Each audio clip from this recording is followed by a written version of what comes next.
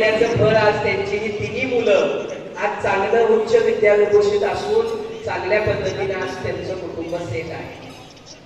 काही शिंदे सर इथून म्हणजे आतापर्यंत जे काही आघात झाले असतील, काही प्रतिकूल परिस्थिती तुमच्यावर आली असेल, पण इथून पुढचं शिंदे सर तुमचं जे आयुष्य आहे ते सुख समृद्धीचं भरभराटीचं जावो अशी मी ईश्वरचरणी प्रार्थना करतो. आणि तुम्हाला सुद्धा उर्वरित जे काय तुमच्या आपण नंतर घेऊया. या ठिकाणी सत्कार मूर्ती ज्यांच्या मनोगत त्यांनी या ठिकाणी व्यक्त या कार्यक्रमासाठी जिल्हा परिषद प्राथमिक चे उपशिक्षणाधिकारी माझे मित्र जगदाळे साहेब, त्याचप्रमाणे काँग्रेस कोरेगाव तालुका काँग्रेस कमिटीचे अध्यक्ष चव्हाण साहेब, त्याचप्रमाणे सूर्यवंशी साहेब, आमच्या कृषी केंद्राचे केंद्र प्रमुख माजी केंद्र प्रमुख जाधव साहेब माझे मित्र, त्याचप्रमाणे धनवाडे साहेब, इकडं प्राथमिक शिक्षक बँकेचे माजी संचालक माझे मित्र सरकाळे सर, कोरेगाव तालुका प्राथमिक शिक्षक संघाचे अध्यक्ष वाघ सर, त्याचप्रमाणे जाधव सर, साळुंके साहेब, माझे मित्र सुतार सर, त्याचप्रमाणे जायगाव शाळेचे मुख्याध्यापक चांदोरणे सर, माझे गावचे माजी संस्थापक शिंदे पेंटर, त्याचप्रमाणे विद्यमान लोकणी सरपंच जाधव सर, त्याचप्रमाणे त्यांना या ठिकाणी आत्ताच जी निवडणूक झाली त्या निवडणुकीमध्ये कोरेगाव मार्केट कमिटीचे संचालक म्हणून त्यांची निवड झाली. 1964 साली जर या ठिकाणी झाला, माझ्या घरची परिस्थिती खूप हलाखीची होती. कष्टाशिवाय या ठिकाणी आल्यानंतर कष्टाशिवाय माझ्या कुटुंबाला काहीच पर्याय नव्हता. कष्टातून माझ्या आई वडील सुद्धा कष्ट मजुरी करायची, त्यांचं संवेद आम्ही जाऊन शिक्षण घेतलं. शिक्षण घेतल्यानंतर मी जिल्हा परिषद गोळेवाडी तालुका मान या ठिकाणी पदविका पूर्ण केल्यानंतर, शिक्षण पदविका पूर्ण केल्यानंतर गोळेवाडी तालुका मान या ठिकाणी सुरुवात केली आणि गेले 38 वर्ष चळवळीला कष्टाने पूर्ण केली सेवा.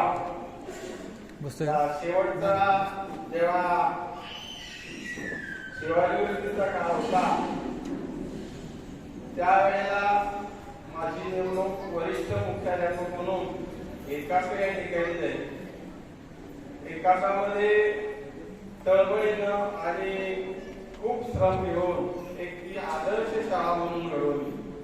आता त्या ठिकाणी जवळजवळ 15 लाखाचं साहित्य या ठिकाणी मिळवून देण्याचं काम केलं. एक आदर्श शाळा म्हणून मोठा पट जवळजवळ 250 विद्यार्थी त्या ठिकाणी आणि 10 शिक्षक कार्यरत होते. त्या ठिकाणी मला वरिष्ठ मुख्याध्यापक म्हणून सेवा करण्याची शेवटची संधी मिळाली. तुमच्या सर्वांचं प्रेम आणि ग्रामस्थांचं प्रेम म्हणून मी पुनश्च उभारी दिली. काही आजारपणामुळं थोडस आरोग्य बिघडलं, परत पुनश्च आता व्यवस्थित असल्यामुळं मी आपला सर्वांचा ऋणी आहे. या ठिकाणी या कार्यक्रमाला सर्वजण उपस्थित आहात. थोड्याच वेळात माझ्या 1 वर्षाच्या नातीचा जन्मदिन या ठिकाणी साजरा होईल. त्यानंतर थोडक्यात जरा मी आटोपून घेतो तर कार्यक्रमाला उशीर होत आहे.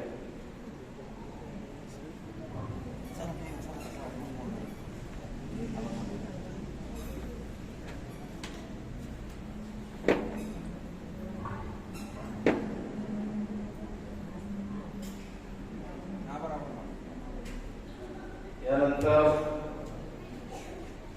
समोर बसलेल्यापैकी कोणाला दोन शब्द बोलण्याची इच्छा असेल त्याचे ते बोलायचं आहे का कोण?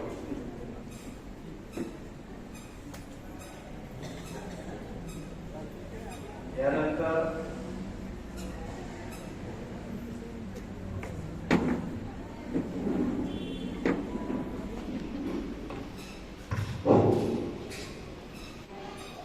लगेचच सांगितलं आणि त्यांनी त्या कार्यक्रमाला उपस्थिती दाखवल्याबद्दल मी त्यांचा खरं तर आभार मानतो. आता सरांबद्दल बोलायचं म्हटलं तर मला वाटतं काही गोष्टी या बाहेर कळाल्या नसतील की सरांचा स्वभाव कसा आहे, काय कसा आहे. पण वाघ सर बोलले, जगदाळे सर बोलले, सरपंच सर बोलले, तर सरांचा स्वभाव कसा आहे त्यांच्या बोलण्यातून आपल्याला कळवणं झालेलं आहे. त्यांनी कशा पद्धतीची चांगली सर्व्हिस आपल्या कार्यकाळामध्ये पार पाडली, लोकांशी कशा प्रकारचा सलोखा त्यांनी सांभाळला, ज्या गावामध्ये त्यांनी सर्व्हिस केली त्या गावामध्ये पण त्यांनी वास्तविक केलं आणि त्या लोकांशी चांगले ऋणानुबंध त्यांनी जपलेले हे आपण त्यांच्या बोलण्यातून ऐकलं. थोडंसं सांगायचं म्हटलं तर आत्ताच पप्पा बोलले की त्यांचं लहानपणी खूप कटतरपणे गेलं. तर आम्हाला आमचे आत्या वगैरे सांगायच्या की वडील पप्पा हे एका छोट्याशा कंपनीमध्ये कामाला होते शिक्षक होण्या अगोदर, पण आमच्या बापूंचं म्हणजे आमच्या आजोबांचं आमच्या वडिलांना पप्पांना शिक्षक बनवण्यामागं मोठं कर्तृत्व होतं. कारण आमच्या पप्पांचं शिक्षण करण्यासाठी पुरेसे पैसे आमच्या बापूंकडे नव्हते, पण तेव्हा आमच्या बापूंनी घरातली जनावर विकून पप्पांना शिक्षक बनवण्यासाठी प्रयत्न केले आणि आज 2022 मध्ये पप्पा आमचे वरिष्ठ मुख्याध्यापक या पदावर निवृत्त झाले. तर जे आमच्या बापूंनी जे काही पप्पांसाठी करण्यासाठी जे ध्येय सांभाळलं होतं तर ते खरंच पप्पांनी ते पूर्णत्वास नेलं असं मला वाटतं. त्याचबरोबर आमचे वडील पप्पांना या ठिकाणी पोहोचवण्यासाठी आमचे दादा म्हणजे आमचे चुलते यांचंही खूप चांगलं योगदान होतं. आमच्या आत्या यांचंही खूप चांगलं योगदान होतं. आमचे सगळे पाहुणे यांचं खूप चांगल्या प्रकारचं योगदान होतं. तरी आणि या कार्यक्रमासाठी आमचे सगळे पाहुणे शिक्षक लोक या कार्यक्रमासाठी उपस्थित राहिले. आमचे सासरे असतील, आमचे गावाचे लोक असतील, आमचे आत्या असतील, आमचे काका असतील, त्याचप्रमाणे लोणचे पप्पांचे मित्र असतील, उदयकाका असतील, बोळवणीचे सगळे लोक, यांचे सगळ्यांचे मी महाबळेश्वरची लोक असतील, यांचे सगळ्यांचे मी आभार मानतो. या कार्यक्रमाला आवर्जून उपस्थिती राहिल्याबद्दल मी त्यांचे आभार मानतो. आणि त्याचबरोबर अजून एक सत्कार तरी घ्यायचा होता. मी 5 महिन्यापासून महाराष्ट्रापासून बाहेर आहे. त्याच एका कालावधीमध्ये आमच्या गावचे सरपंच यांची कोरेगाव तालुका बाजार समितीच्या संचालकपदी निवडणूक झाली. पण ज्यावेळेस निवडणूक झाली त्यावेळेस मी इथं उपस्थित नसल्यामुळं मला तो सत्कार करायचा राहिला होता. आमच्या सरपंचांबद्दल थोडंसं बोलायचं म्हटलं तर मी माझ्या एक वाचण्यात आलं होतं की कोणताही नेता असेल तर तो सांगताना सांगतो की माझ्या मागे 1000 लोक आहेत. पण नेता हा असा असावा मला वाटतं की त्या 1000 लोकांना वाटलं पाहिजे की आमच्या समोर हा एक नेता आहे आणि आमच्या गावाच्या प्रत्येकाला अशी भावना मनामध्ये आहे की आमच्या समोर आनंद जाधव आहे आणि ती लोक तेवढं त्यांना पाठवण मिळतं आणि एक खंबीर नेतृत्व असं आम्हाला या सरपंचांकडून मिळतं. तर तोच एक सत्कार पण मला राहिला होता करायचा. त्यामुळे मी माझ्या कुटुंबाकडून आनंदराव जाधवांचा एक सत्कार या ठिकाणी घेतो. आनंदराव जाधवांना विनंती आहे की त्यांनी सत्कार स्वीकारावा.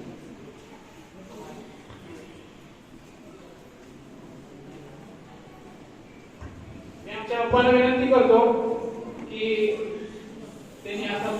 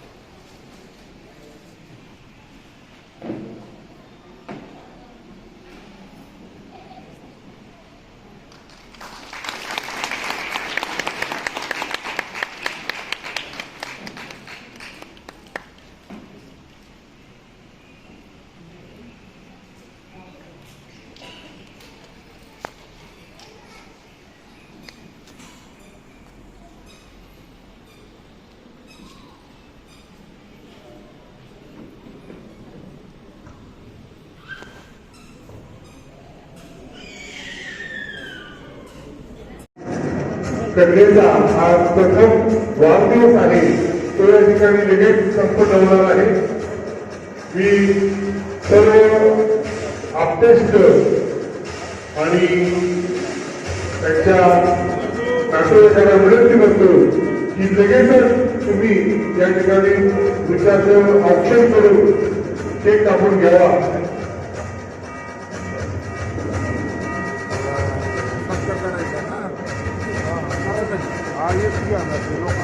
मी पाहुणे मंडळाला 2 मिनिटं विनंती करतो की आपण कृपया 2 मिनिटं थांबावं.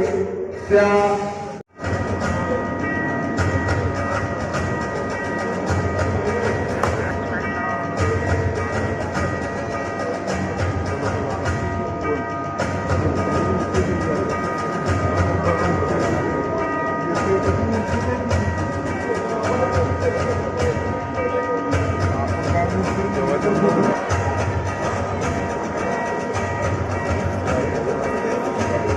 बस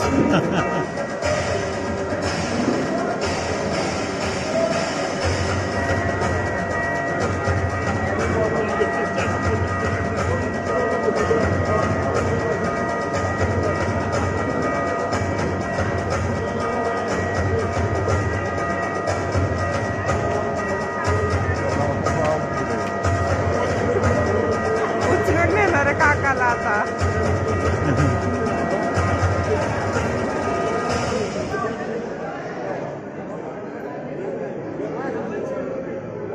चला हो मुनी काका हं. चला पुढे असं ते चला.